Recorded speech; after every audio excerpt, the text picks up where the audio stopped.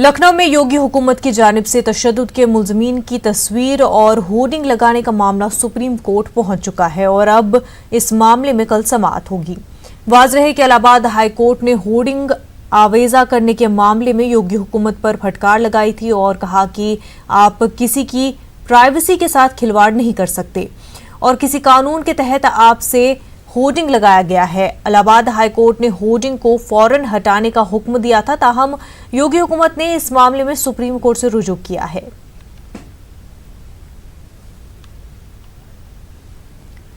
BJP इक़्तिदार वाली मरकजी और रियासती हुकूमतें एक मखसूस तबके के लोगों पर मज़ालिम बर्पा कर रही है। अक़लियती तबके के लोग खौफ में ज़िंदगी गुजार रहे हैं, ख़वातीन को तहफ़्फ़ुज़ फराहम नहीं किया जा रहा है और मजहबी बुनियादों पर होने वाले फसादात में एक तरफा कार्रवाई से लोगों का यकीन पुलिस से उठता जा रहा है। ये एहसासात और ख़यालात उन सियासी जमातों के हैं जो हालिया मंजरनामे की वजाहत तो कर रहे हैं लेकिन सूरत हाल को बदलने के अमली इक़दामात नहीं कर रहे हैं। देखिए लखनऊ से तारिक कमर की खास रिपोर्ट।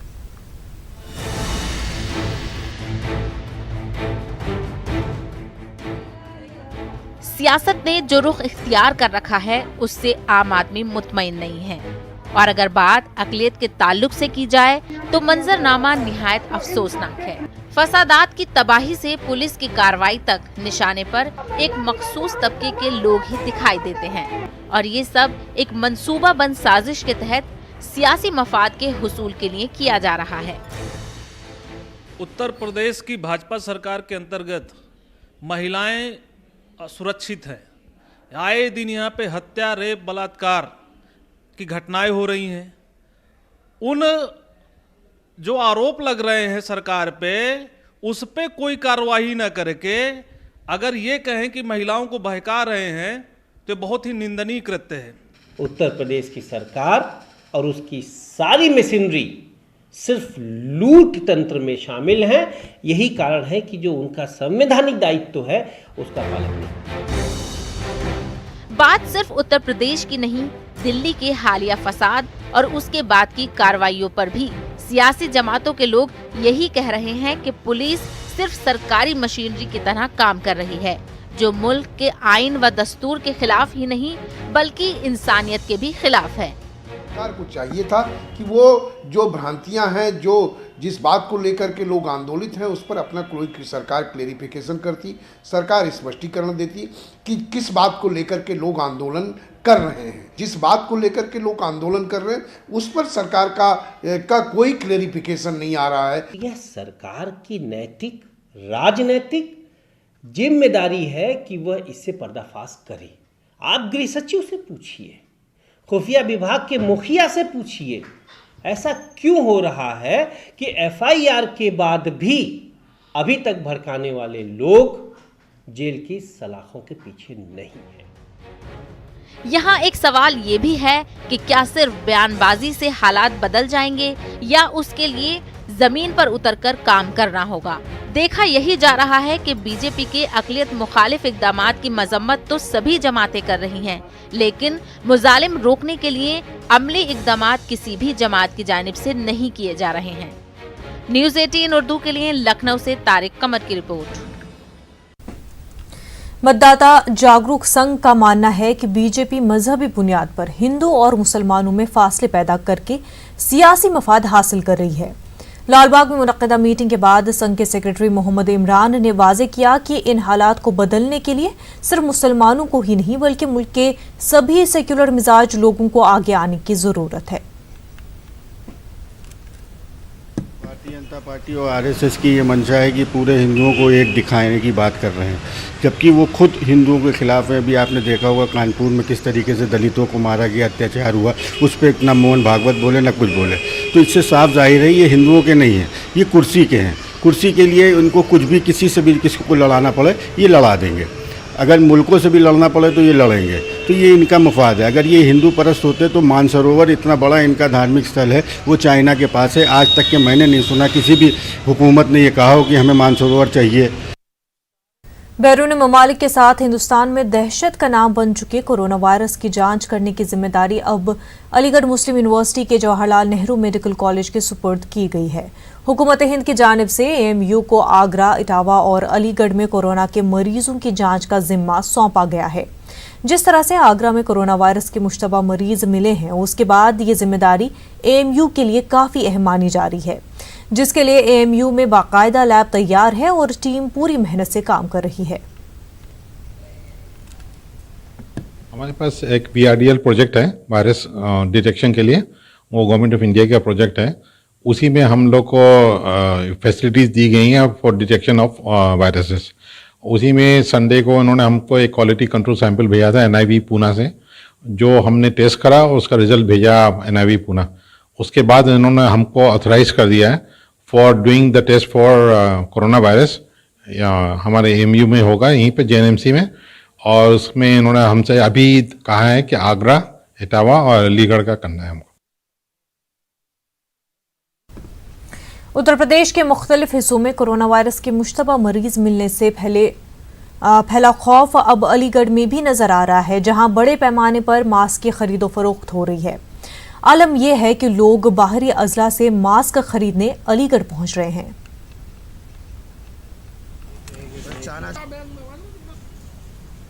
तो ये मास्क बैक्टीरिया कवर करता है, जो हमने कोरोना वायरस इस टाइम फैला हुआ है ना, उस डर की वजह से ये लोग यूज कर रहे हैं और ले जा रहे हैं मुझसे खरीद के।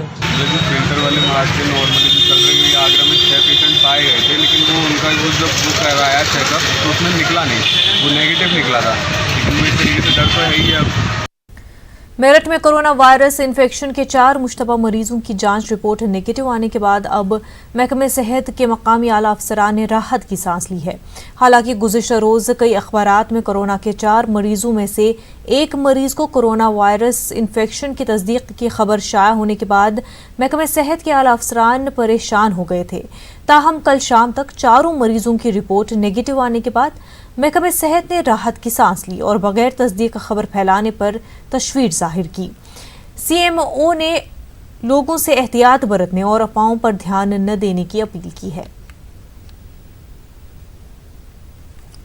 देखिए, रिपोर्ट जिस भी पेपर ने छापी थी गलत छापी है। 4 सैंपल भेजे थे, चारों की रिपोर्ट आ गई है, चारों नेगेटिव हैं। और दूरभाष पे जो उन्होंने हमसे भी पूछा था परसों रात को, तो हमने भी उनको कहा था कि अभी ऑफिशियली कोई रिपोर्ट हमारे पास नहीं है, हम कोई इसमें वर्जन नहीं देंगे। आई डोंट नो कैसे उन्होंने छापी है, गलत छापी है। बेकार में पैनिक होता है इसमें। कल मेरे पास दिन भर फ़ोन आते रहे, तो कल मैंने सबको फिर यही कहा, जिसका भी फ़ोन आया, कि ये रिपोर्ट वहाँ से अभी नहीं है।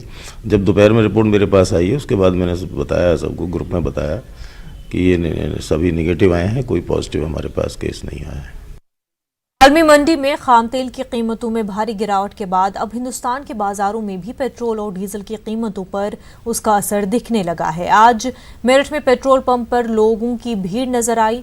लोगों का कहना है कि कीमत में कमी से उनकी जेब पर तो फर्क पड़ता है। उनसे बात की हमारे नुमाइंदे निखिल अग्रवाल ने। अंतर्राष्ट्रीय बाजार में क्रूड ऑयल के दाम गिरे हैं, लगभग 30% की गिरावट आई है, जिसके बाद अब भारतीय पेट्रोल पंपों में भी गिरावट का असर देखने को मिल रहा है। ये तस्वीरें आप मेरठ की देख रहे हैं, जहां पेट्रोल का दाम 72 रुपये 29 पैसे है और डीजल का दाम 63 रुपये 29 पैसे है। ऐसे में पिछले कुछ दिनों में ये गिरावट आई है, जिसके बाद अब जो लोग हैं, जो आम जिंदगी जीते हैं, उनके चेहरों पर कुछ खुशी नजर आ रही है। जो आदमी रोजाना 100-200 रुपए का पेट्रोल भरवाता है, वो खुश है क्योंकि दामों में कुछ कमी आई है। ये बताएं, कुछ दामों में कमी आई, कुछ खुशी नजर आती है? ठीक है भाई साहब, ठीक है। आप बताएं, कुछ दामों में जो कमी है, उससे आम जनजीवन में फर्क पड़ता है? आपकी जेब में फर्क पड़ा? जेब में थोड़ा बहुत फर्क पड़ता है।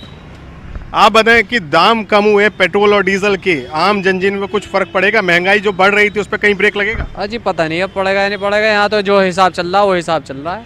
कुछ कम हो जाएगा तो पता चल जाएगा पब्लिक को कि हाँ कम हो गया, कुछ बढ़ जाएगा जब पता चल जाता कि बढ़ गया जनजीवन। आप बताओ, स्टूडेंट लगते हो, कुछ फर्क पड़ेगा आम जनजीवन पे? कुछ पॉकेट मनी बचेगा?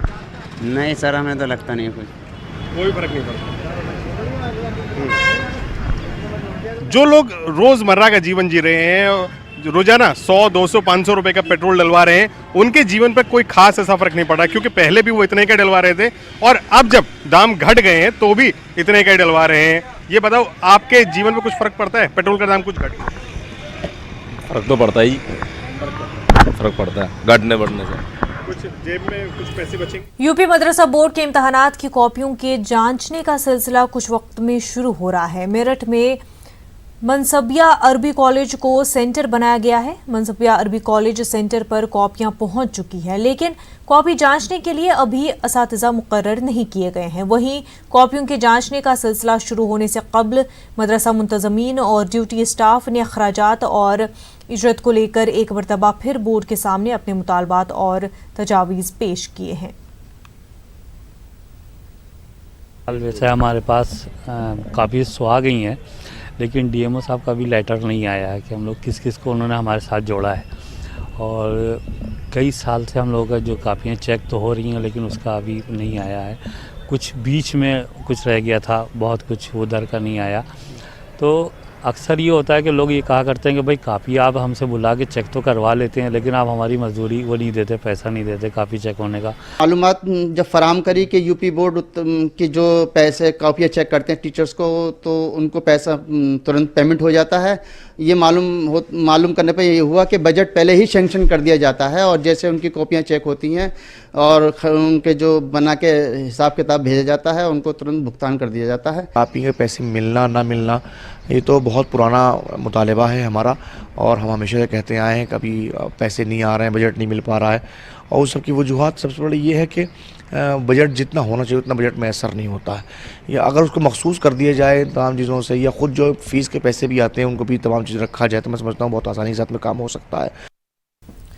बुलंदशहर में खेली गई होली के दौरान शिकारपुर में एक ही फिरके के 2 ग्रुपों में खूनी झड़प हो गई। इस झड़प में दोनों तरफ से खूब लाठी डंडे चले। होली खेलने के दौरान मामूली सी बात पर दोनों ग्रुप आपस में उलझ गए और इस झड़प में एक खातून समेत 5 अफराद शदीद तौर पर जख्मी हो गए। जख्मियों को इलाज के लिए हायर मेडिकल सेंटर रेफर कर दिया गया है। ये वाकया बुलंदशहर के शिकारपुर कोतवाली के बरसाव गांव का है। पुलिस ने मामला दर्ज कर लिया है। वक्त हो गया बिहार की खबरों का, तो नजर डालते हैं सुर्खियों पर। बिहार के असेंबली इंतखाबात में रियासत का 17% अक़लियती वोट सियासी पार्टियों के लिए तवज्जो का मरकज बनता रहा है। बरसर इक़्तिदार पार्टी जहां अक़लियती स्कीमों और असेंबली में NPR और NRC पर करारदाद लाने के बाद इस बहाने अक़लियती वोट को हासिल करने की मुहिम चला रही है, वहीं ओपोजिशन ने दावा किया है कि अवाम के सामने मौजूदा हुकूमत बेनकाब हो चुकी है। अक़लियतों के मौजूदा मसले और सियासी पार्टियों के सियासी दाव पर RJD के सीनियर लीडर अब्दुल बारी सिद्दीकी से बात की हमारे पटना नुमाइंदे महफूज आलम ने। बिहार असेंबली इंतखाबात में अभी वक्त है, लेकिन तमाम सियासी पार्टियों की सरगर्मियां अपने शबाब पर है।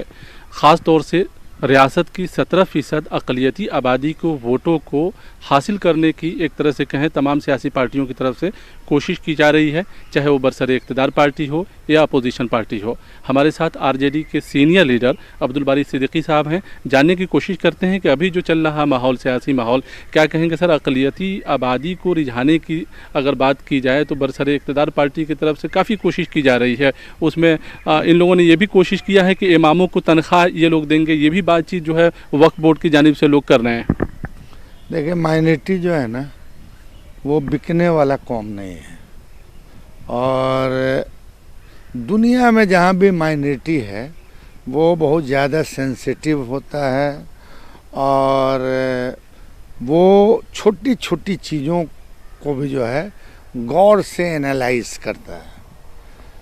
तो जान रहा है लोग कि अभी जो बड़ी बातें थी कि एक तो मैंडेट का मुखालफत करके एक तरह से आप जो है चले गए, फिर उसी ताकत के साथ जो ताकत जो है आज माइनॉरिटी को हाशिए पे खड़ा किए हुआ है। सवाल जो है NPR और NRC का मामला जो है, जिस तरह से हाउस में आपने ही उठाया था एक बड़ा सवाल कि NPR के साथ जो है NRC को जोड़ा जाए, असेंबली में आप ही ने रखा था इसको, तो अब हुकूमत ने जो है इस पे जो करारदाद मंजूर किया है, क्या लगता है इसका फ़ायदा किसको होगा? अपोजिशन भी फ़ायदा उठाने की कोशिश में है और हुकूमत भी। देखिए, ऐसा वो जो यहाँ के हुक्मरान हैं और जो एनडीए अलायंस में जो जेडीयू है, उनका फेस तो उसी दिन ख़त्म हो गया जिस दिन उन्होंने सीएए का जो है समर्थन कर दिया पार्लियामेंट में। और फिर 3 तलाक के मामले पे या 370 के मामले पे जो है वो उन्होंने कहा कि हम इसकी मुखालफत करेंगे, मगर उन्होंने मुखालफत नहीं करके ना तो हाँ में ना तो ना में मतलब बाइकाट कर गए। तो माइनॉरिटी जो है सब इन सब चीज़ों को बहुत ही महीने से एनालाइज किया है, समीक्षा किया है और अपनी राय बना चुका है। यानी अगर बात की जाए तमाम पार्टियों की, तो जिस तरह से हाउस में बहस हुई और जिस तरह से रिजोल्यूशन आया, तो सरकार ये कह रही है कि रिजोल्यूशन लाया है और ये मसला हल हो गया है।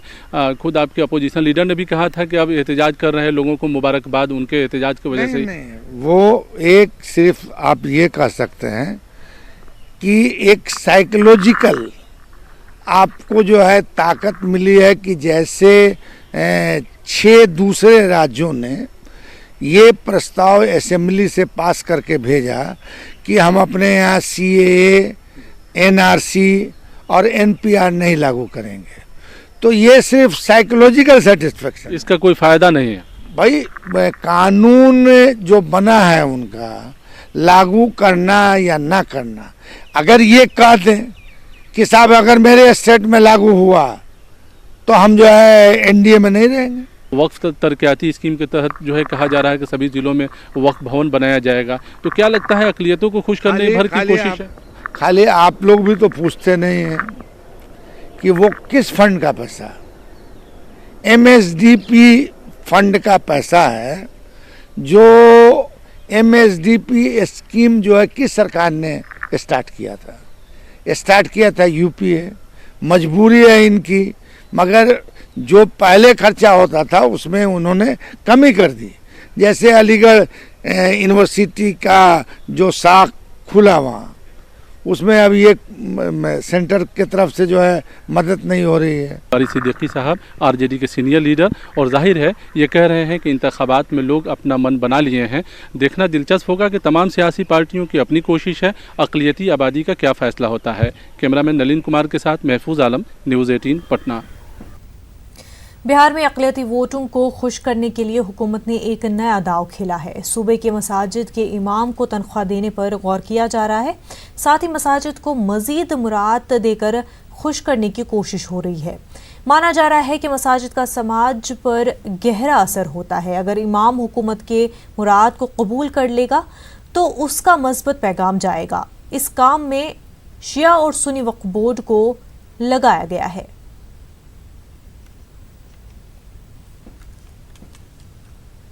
का ज़माना है और बहुत मिनिमम पैसा मिलता है, तो वो ज़ाहिरी तौर पर अपने बाल बच्चे को एजुकेशन देने में या अपने अच्छा खाना खाने में, कपड़ा पहनने में उनको बहुत सारी दुश्वारियों का सामना करना पड़ता है। तो हम लोग ये चाहते हैं कि उनको एक अच्छा अमाउंट मिले, जिसकी शुरुआत हम लोगों ने किया है, मौज़िन को और पेश इमाम दोनों को। वक्फ बोर्ड हो या सुन्नी वक्फ बोर्ड हो या शिया वक्फ बोर्ड हो, और ख़ास तौर से 2020 में जब चुनाव का वक्त है, इस वक्त ये मुद्दा उठाकर कहीं न कहीं ये बात ज़ाहिर हो रही है कि चुनाव के मफाद में ये काम किया जा रहा है। ये बात कोई नई बात नहीं है। सदर कुल हिंद इमाम मसाजिद काउंसिल की हैसियत से मैं सदर हूँ, प्रेसिडेंट हूँ इमाम मसाजिद के। इस हैसियत से मैं कहता हूँ कि अगर करना है मुस्तकिल करें, मुस्तहकम तरीक़े से किया जाए। ये नहीं कि अभी आप कर दिया चुनाव के मफाद में, वोट के लिए, इलेक्शन के लिए, बाद में उसको जो है ख़त्म कर दिया आर्जी तौर पर। नाजरीन, आज जहां एक तरफ पार्लियामेंट में दहली फसादात को लेकर बहस हुई और अपोजिशन के जरिए फसादात मुतासरीन के लिए मदद और इंसाफ की मांग की गई, वहीं दूसरी तरफ हमारे नुमाइंदे खुर्रम शहजाद ने दहली के फसाद मुतासरा मुस्तफाबाद के शिव विहार इलाके का जायजा लिया।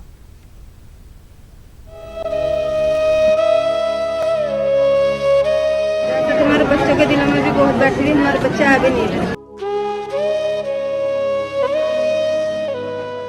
मुस्तफाबाद के शिव विहार इलाके का ये फेज 7 है। समाजी तंजीमें यहाँ पर राशन तकसीम कर रही हैं। राशन लेने के लिए यहाँ कैसी अफरा तफरी मची है देखा जा सकता है। लोगों के घरों में खाना नहीं है, इसलिए जो मिल रहा है उसे लेने की जल्दी है। अब थोड़े हालात तो बेहतर हैं, थोड़ी इमदाद भी आ रही है, लेकिन जब यहाँ से निकले थे बहुत बुरा हाल था। लोग बाग तलवारें लेके आ रहे थे, घरों को जला दिया है, बच्चे परेशान रहे और भूखे। अब खैर इमदाद आ रही है भाई, अभी सरकार कब देगी ये तो मालूम नहीं, लेकिन ये वो और लोग सरदार भाई भी हैं, ऐसे भी है, सभी तरीके के, ये नहीं को कोई एक ही वो दे रहे हैं, सभी इमदाद पहुंचा रहे हैं। गरीबों का काम चला नहीं तो आपने आगे जाके देखोगे तो घरों के घर जले हुए हैं, छतें तक उड़ी हुई हैं। इसी हालत में आपका भी घर है यहाँ पे? हाँ हमारा भी घर है भैया, हमारा घर तो सब लूट खोस लिया, सब कुछ आग नहीं लगे, हमारा घर लूट, लेकिन हमारे घरों में से सब लूट लिया सब। क्या क्या सामान था? जो चीज थी, सिलाई की मशीन, चीज, जेवर, पैसा वैसा सब। अच्छा। और जिस हाल में हम निकले थे भैया, रात को 10:30 बजे निकले थे, मंगल की रात को। अच्छा। छोटे छोटे बच्चे थे हमारे पास, मासूम। हमारा शोहर घर नहीं थे, इस समय में गए हुए थे, तो हमें गलियों गलियों में से हम निकले थे। हाँ। तो अब कैसा हालात है? आप डराव रात को रुक पा रहे हैं? जी अब तो हम है यहाँ पर, दहशत तो है ही दिलों में बहुत। दहशत हमारे बच्चों के दिलों में भी बहुत बैठी हुई, हमारे बच्चे आ भी नहीं रहे। सरकारी मदद का अभी इस इलाके को इंतजार है, लेकिन आम लोगों की मदद यहाँ पहुँच रही है। ये एम्बुलेंस एक समाजी तंजीम के जरिए लोगों को फ्री में दवाइयाँ दे रही है, लेकिन लोगों का कहना है कि ये दवाइयाँ जिस्म के बाहरी दर्द तो ठीक कर देंगी, लेकिन दिल में जो जख्म पैदा हो गए हैं उसे भरने में वक्त लगेगा। फसादात ऐसा दर्द देकर गए हैं जिससे हर कोई जख्मी है।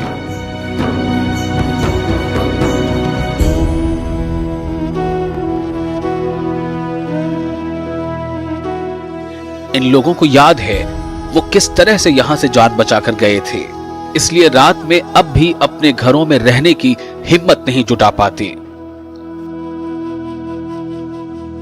हालात ये है कि अभी लोगों के पास पैसे नहीं हैं और घर में जो था वो सब लुट गया। कोई घर नहीं ऐसा बच्चा, किसी का बच गया तो बच गया, हमारे घर में तो बर्तन भी नहीं बचे, सारा लुट खुट गया। और हम लोगों के तीर पैसे नहीं हैं, तम्बाकू बीड़ी तक के, तो हम दवाई इसलिए ले रहा हूँ कि भाई हमारे तीर एक पैसा नहीं है अब जेब में। क्या हुआ था आपके घर में? क्या क्या बचा, क्या क्या लूट गया? हमारे घर के अंदर जो सामान था वो सब चला गया, कपड़े लगभग 28 साल हो गई हैं जी। सोचा था ऐसे? नहीं ऐसी हालात नहीं सोचा, तो 9 दिसंबर बन गया था भाई साहब। 4-6 आदमी था, अपनी जाने कैसे वो हमें पुलिस बचा के ले गई सुबह बुध को। यहाँ पे तो नहीं रुक पा रहे हैं, भाई है हमारे बराबर में, जब ना वहाँ पे रानी गार्डन में वहाँ पे चले जाते हैं। दहशत का माहौल इतना है कि यहाँ पे रुका ही नहीं जा रहा है, हर घड़ी दहशत डर में जी रहा है इंसान। सब कुछ लूट गया, सब कुछ बर्बाद हो गया। हमारी बाइक थी यहाँ पे जला दी थी, हमारी बाइक तो बिल्कुल यहाँ पे ही पड़ी थी। घर में सब लूटपाट कर ली, सब रुपया पैसा जेवर जो भी था सब खत्म हो गया। कब लौटे आप? और मैं तो आज ही लौटा हूँ, अपनी बेटी के पेपर है मेरी, आज 9वीं क्लास में पढ़ती है, उसके पेपर की वजह से मैं आज वापस हुआ हूँ, वरना तो बस सब कुछ खत्म ही हो गया। ज्यादा ऐसा कुछ नहीं था, लेकिन ये गाड़ियों में आग लगा रहे थे, घरों को लूट रहे थे, घर जला दिए गए थे और पथराव हुआ है बहुत यहाँ पे। हम लोगों ने उस दिन की रात तो कैसे काटी है। यहाँ पे तो पुलिस भी आई है, करीबन तीसरे दिन के बाद आई, चौथे दिन पुलिस आई है यहाँ पे सारा। अब कब से यहाँ पर लोग लौट पाए हैं और क्या हालात हैं? अब तो 3-4 दिन से लोग आ रहे हैं, जा रहे हैं, रहे कुछ लोग तो आए हैं मोमडन, वो रह भी रहे हैं यहाँ पे। अब ऐसी कोई परेशानी नहीं है फिलहाल तो। सिक्योरिटी है यहाँ? हाँ जी हैगी, बराबर हैगी। शिव विहार के इस इलाके में सबसे ज्यादा नुकसान हुआ था। घरों को लूटा गया, दुकानों को जलाया गया। वो सारे निशान यहाँ पाए जाते हैं। ऐसे में बस इस बात का इन लोगों को इंतजार है कि हालात ठीक होंगे और वो रातों को अपने घरों में रह सकेंगे। न्यूज़ 18 उर्दू के लिए दिल्ली से खुर्रम शहजाद की रिपोर्ट। आदाब।